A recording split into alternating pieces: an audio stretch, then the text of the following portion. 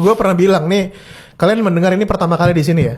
Kalau haters Gibran terus ngomongin Gibran kayak sekarang, 2029 Gibran akan menjadi kandidat presiden yang jauh lebih kuat daripada Anies Baswedan. Karena Terus diomongin terus top of ya. mind, top of mind ya. netizen. Hanya butuh satu twist ya. Ini kan gue bilang, jadi Gibran tuh adalah mimpi basahnya semua politisi. Kan, ngapain aja diliput, ngapain aja naik viral trending di media sosial. Iya, politisi mana ya tuh? Iya, Almost zero cost kan, Iya, untuk iya. ngebayar tanpa harus bayar buzzer. Diomongin sama netizen. Jadi kalian kalau pengen melihat Mas Gibran menjadi presiden, omongin terus. Oh, justru gitu ya. Justru gitu. Komen terus, head comment terus. Karena gitu. posisi wapres itu, kita udah melihat posisi wapres kan, dua wapres sebelum itu kan hampir tidak terdengar kan. Bener juga.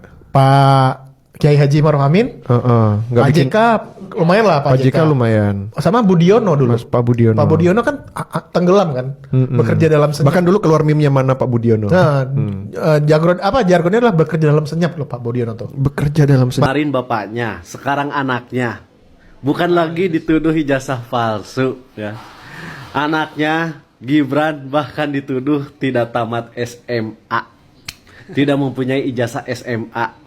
Dan gue yakin sebentar lagi akan ada demo berjilid-jilid untuk mempertanyakan ijazah SMA Gibran.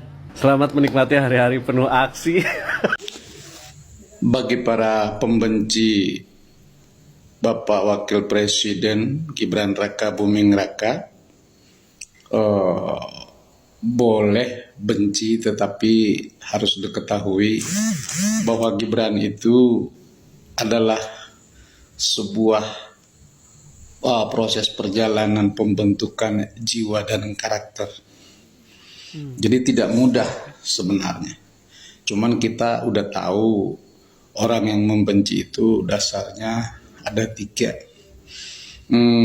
Tidak suka dengan pencapaian, dan dia tahu dia tidak akan bisa seperti itu, dan dia juga tahu bahwa dia lebih populer daripada si pembenci. Nah, dari 3 faktor ini aja sebenarnya Pak Gibran ya sudah menang, namun berusaha dilemahkan. Nah, kalau untuk melemahkan Pak Gibran, kita harus ketahui bahwa Pak Gibran itu dibangun dari sebuah kerangka keluarga yang berdasar kepada kejawaan atau Jawa Foundation, di mana sangat kuat karakternya, dan mereka sudah menanamkan sejak dari kecil yang namanya bobot bibit bebet. Jadi itu terlihat. Dan biasanya seperti kata pepatah orang tua, buah tidak akan jauh dari pohonnya ketika jatuh. Apa yang menjadi karakter, habit, behavior dari Pak Jokowi itu yang turun. Ini kita sudah mengamati ya. Sekarang tanggal 18, 2 hari lagi tanggal 20 persis sebulan beliau menjabat sebagai wakil presiden. Dan karakter beliau itu ya sangat mencerminkan dari jiwa Bapak Jokowi yang diam tetapi berbuat, tenang tapi bergelora. Bergelora dalam perbuatan, dalam bias performanya itu nggak neko-neko gitu, nggak neko-neko, tetapi orang tertarik bukan dengan sendirinya, tapi ditentukan oleh situasi. Udah saya bilang, alam pun mendukung.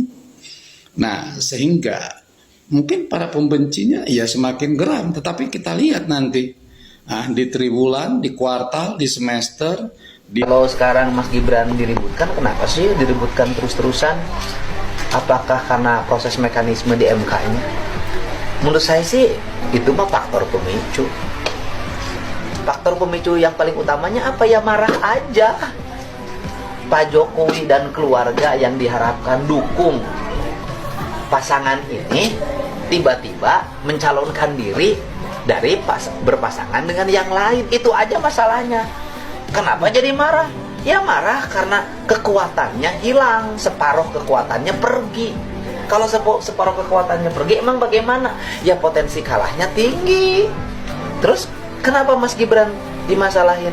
Mas Gibran dimasalahin kenapa? Karena bukan persoalan hanya anak presiden yang dimalahin, anak presiden juga banyak kok. Gitu loh. Masalahnya yang dimasalahin itu adalah memang kualifikasinya juga memenuhi syarat. Bahasa Inggrisnya pintar, memimpinnya bagus, pada saat orang lain nih tempat sampahnya kebakaran, sampah di Bantar Kebang numpuk nggak keurus, gitu ya. Tuh di Solo sudah bikin tuh pabrik pengelolaan sampah, nanti melahirkan energi listrik. Bukankah itu prestasi? Ya kan? Ya, terlepas dari persoalan bahwa kontroversi banyaknya proyek strategis nasional di situ, tetapi juga manajemen kepemimpinannya baik. Jangan salah loh, bungkukin badan kayak gini, ukuran anak presiden teh hese. Yang menarik tadi bagian akhir, membungkukkan diri seperti ini untuk ukuran anak presiden tuh hese, susah, kata KDM ya teman-teman. Iya ya, kalau kita perhatikan ada nggak ya anak pejabat yang begitu rendah hati, bermainnya dengan masyarakat, lalu sederhana, rasa-rasanya kita jarang ya, kebanyakan hanya menikmati dirinya sendiri saja dengan seluruh perolehan pencapaian orang tuanya, misalnya harta kekayaan. Jarang kan yang seperti Mas Gibran yang mengambil bagian yang sulit, yaitu terjun ke rakyat ya. Menarik ya teman-teman. Kalau lo nanya, kenapa sih Gibran tuh jarang disorot media belakang ini? Apakah Gibran sudah tidak laku? Tidak semudah itu. Gue jelasin, ini strategi Gibran, kenapa sih jarang nongol di media belakang ini? Ini yang dinamakan strategi kapal selam. Dia akan menghilang sedalam-dalamnya dan muncul saat dibutuhkan. Ini 3 hal utama yang perlu gue sampaikan dari strategi kapal selamnya Gibran. Pertama, strategi kapal selamnya Gibran adalah Gibran tidak ingin terlibat sedikit pun dalam isu-isu deal-deal politik. Karena kalau Gibran sampai terlibat isu deal-deal politik, itu akan menjelekkan namanya Gibran. Gimana sih agar strategi kapal selamnya Gibran ini berhasil? Ya simple, Gibran akan menghindari friksi-friksi politik dan negosiasi-negosiasi politik. Terbukti kan? Jadi, setiap deal-deal politik yang kena sasaran tembak itu siapa? Ya, antara Jokowi atau Prabowo. Di sisi lain, Gibran akan muncul ke publik dalam isu-isu yang memiliki dampak langsung kepada publik atau yang menjadi perhatian publik secara langsung. Misal, dalam penanganan isu banjir, Gibran akan muncul. Atau isu sosial, nonton bareng anak yatim, Gibran akan muncul. Dengan strategi kapal selam ini, harapannya elektabilitas Gibran akan naik karena Gibran lebih fokus pada pekerjaannya dan hal-hal yang berdampak langsung kepada masyarakat dibanding hal-hal politis. Jadi itu adalah strategi kapal selam ala Gibran untuk menaikkan citra politiknya. Kalau hari ini point of view-nya adalah Gibran, apa salah Bunda mengandung? Kalau kemudian Gibran ini faktanya memang masih berusia muda dan ditolong atau ditunjang dengan keputusan MK kemarin, akhirnya dia bisa masuk sebagai bakal cawapres kita, salahnya di mana? Saya mohon maaf, saya tidak kenal Gibran secara dekat. Saya baru ketemu juga di pertemuan kemarin, itu pun juga ya sekedarnya gitu, tidak ngobrol. Saya tidak punya kepentingan dengan Gibran. Saya ini Partai Amanat Nasional, nggak ada urusan dengan Pak Gibran gitu. Tetapi maksud saya yang harus saya sampaikan begini, kita juga harus cerdas, kita juga harus terbuka cara berpikir kita gitu. Tidak sedikit kok anak gubernur jadi bupati. Tidak sedikit anak bupati jadi anggota DPR. Atau terbalik, mungkin dia anak ketua DPR senior, anaknya jadi wali kota. Itu banyak. Apakah itu politik dinasti? Enggak. Masyarakat yang menentukan, masyarakat yang memilih. Hari ini kalau kemudian Gibran menjadi penolakan bagi semua orang, ya jangan dipilih, selesai kan. Iya. Tapi ingat gitu loh, ini pesan bagi anak-anak muda hari ini, yang hari ini usianya 30 sampai 40 tahun. Dengan lolosnya Gibran sebagai cawapres, apalagi sampai dia menjadi wakil presiden, ingat buat yang anak-anak muda hari ini, mungkin saja 5 tahun akan datang giliran kalian yang akan menjadi calon wakil presiden. Kita nggak tahu. Indonesia harus berani melakukan transisi yang ekstrim. Menurut saya ini cukup ekstrim. Ya. Gibran memotong beberapa generasi. Tapi ini penting, sudah saatnya. Mohon maaf saya merinding, Mbak. Oke. Kalau kita bicara konteks perubahan, Iya. cermin aja hanya ada di Gibran. Iya. Siapa lagi coba?